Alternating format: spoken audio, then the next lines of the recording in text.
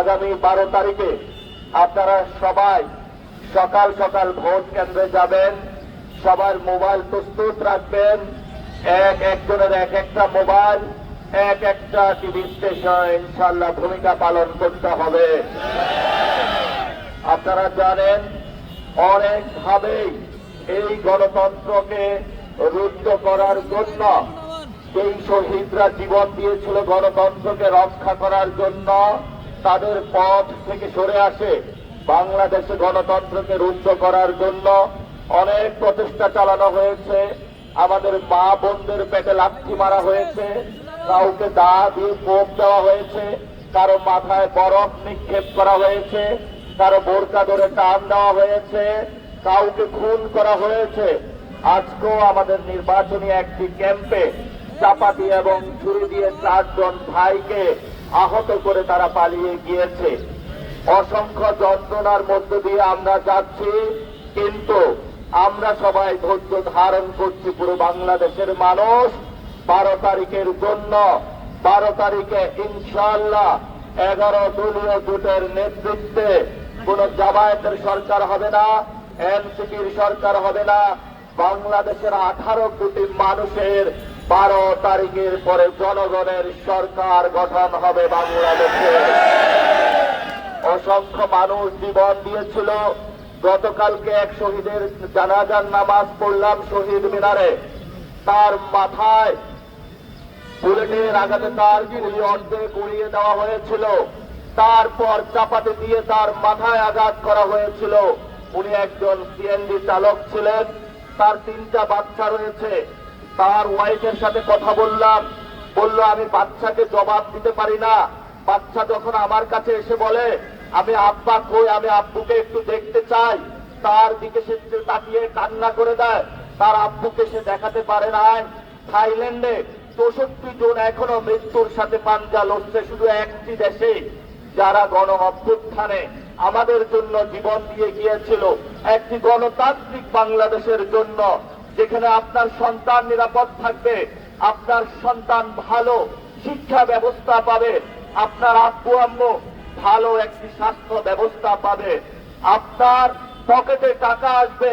যে শ্রমিক কুলি মজুর যারা অসংখ্য বেদনা নিয়ে গত 50 বছর অপেক্ষা করেছিল, তারা আবাবিল পাখির মতো সেই 24-এর 5 তারিখের মাঠে নেমে এসেছিল। একটি উদ্দেশ্য, আমরা একটি নতুন বাংলাদেশ চাই। বাংলাদেশে আর কোন জালেম আবির্ভূত হবে না, যারা চাঁদাবাজি করবে না, সন্ত্রাস করবে না, দুর্নীতি করবে না, যেখানে একটি সাম্য, মানবিক মর্যাদা এবং ন্যায় বিচারের জন্য বাংলাদেশ প্রতিষ্ঠিত হবে। আপনারা জানেন আমরা 11 দলীয় জোট গঠন করেছি বাংলাদেশের সার্বভৌমত্ব রক্ষার জন্য। আমরা 11 দলীয় জোট গঠন করেছি আধিপত্যবাদ থেকে মুক্ত হয়ে ভারতের চোখে চোখে রাজ থেকে আমরা বলতে চাই বাংলাদেশের 18 কোটি মানুষের জীবন যাবে, তবু 1 সেকেন্ডের জন্য তোমাদের ভারতের পৃথিবীর কাছে আমরা মাথা নত করব না। এখানে ইসলামকে রক্ষার জন্য, বাংলাদেশের সার্বভৌমত্ব রক্ষার জন্য আজাদির এই লড়াই চলছে, চলবে। আমরা যতদিন জীবিত আছি ইনসাফের রাজত্ব আমরা কায়েম করবই করব ইনশাআল্লাহ। প্রিয় ঢাকাবাসী, আমরা আপনাদের সামনে 8 দফার দাবিতে একটি ইশতেহার দিয়েছিলাম, পাটোয়ারির ইশতেহার, যেখানে আমরা সুস্পষ্ট ঘোষণা করেছিলাম। প্রথম দফা ইশতেহারে আমরা বলেছিলাম শহীদ ওসমান বিন হাদি যে হত্যা হয়েছে সেই হত্যাকাণ্ডের বিচার ইনশাআল্লাহ ঢাকা 8 এবং পুরো বাংলাদেশের মানুষকে নিয়ে বাংলার মাটিতে করেই ছাড়বো ইনশাআল্লাহ। আমরা 2 নম্বর ইশতেহারে বলেছিলাম চাঁদাবাজি, মাদক ও সন্ত্রাস মুক্ত নিরাপদ ঢাকা 8 করব আমরা ইনশাআল্লাহ।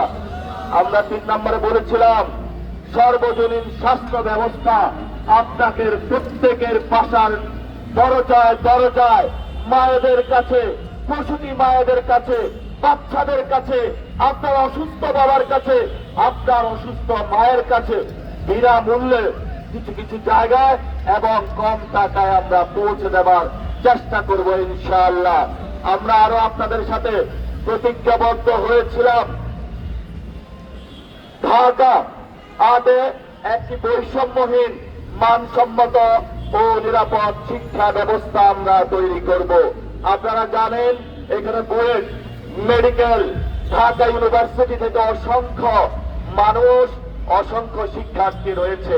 তাদের শিক্ষা আবাসস্থল এবং নিরাপদ ঢাকা আট তৈরির জন্য আমরা প্রতিশ্রুতিবদ্ধ।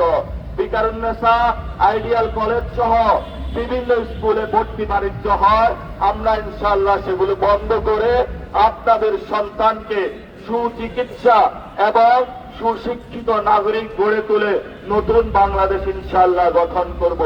আমরা 5 নম্বরে বলেছিলাম অসংখ্য ভাই আমাদের বেকার রয়েছে, পড়াশোনা করে কিন্তু চাকরি নাই।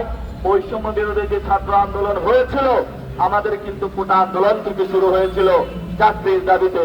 সেই জন্য আমরা বলেছি কর্মসংস্থান ও দক্ষ জনশক্তি বৃদ্ধি নিশ্চিতকরণ ঢাকা আটে ইনশাআল্লাহ আমরা করব। আমরা 6 নম্বর ইশতেহারে বলেছি নাগরিক বান্ধব ও জনদুর্ভোগ মুক্ত ঢাকা আট করব। আপনারা জানেন এখানে ট্রাফিক জ্যাম রয়েছে এবং বিভিন্ন অগ্নিকাণ্ড ভূমিকম্প থেকে শুরু করে বিভিন্ন পর্যায়ে অনেক ডিজাস্টার হয়ে থেকে এগুলা থেকে মুক্ত দিয়ে ইনশাআল্লাহ আমরা একটি নিরাপদ ঢাকা আট করব। আমরা 7 নম্বর দফায় বলেছি আগামী প্রজন্মের জন্য ঢাকা আট করব, যেখানে আপনি আপনার সন্তান মা বাবা সকলেই নিরাপদ থাকবে। 8 নম্বর ইশতেহারে আমরা বলেছি যে জনতার এমপি জনতার সেবক হবে। ঢাকা আটে 12 তারিখের পরে কোন জমিদারি চলবে না, জনগণের মধ্যে থাকবে ইনশাআল্লাহ। আমরা একটি ওয়েবসাইট খুলবো askpatwari.com এবং কল সেন্টার থাকবে, আমাদের স্বেচ্ছাসেবক বাহিনী থাকবে। তাদের মধ্য দিয়ে আপনাদের প্রত্যেকের কাছে আমি উপস্থিত হব, আপনাদের মনের কথা শুনবো, আপনাদের ঘরে ঘরে যাব, আমার জীবন যৌবন সবকিছু ঢাকা এবং বাংলাদেশের মানুষের জন্য ব্যয় করব। এটাই আমার প্রতিজ্ঞা, এটাই ঢাকা আটের অঙ্গীকার। এই অঙ্গীকার নিয়েই আপনাদের কাছে আগামী 12 তারিখে আমরা ভোট চাই। শাপলা কলি মার্কায় সবাই ভোট দিবেন। সবাই ভালো থাকবেন। আল্লাহ হাফেজ।